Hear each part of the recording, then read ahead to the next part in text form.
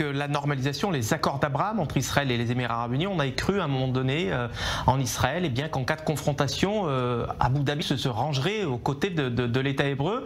Or, on voit bien ces dernières semaines, ces derniers mois, que les relations entre Abu Dhabi et Téhéran sont beaucoup plus cordiales que ce qu'on voudrait bien croire dans les couloirs du pouvoir en Israël.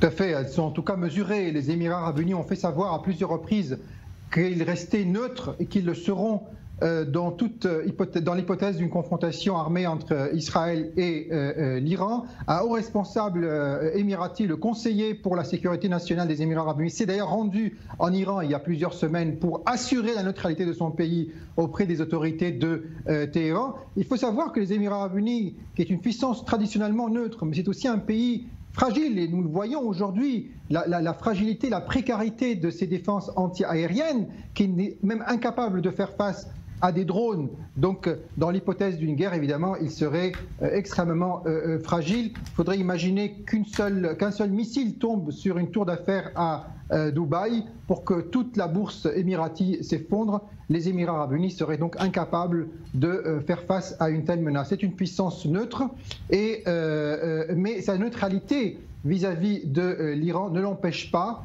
de coopérer avec Israël et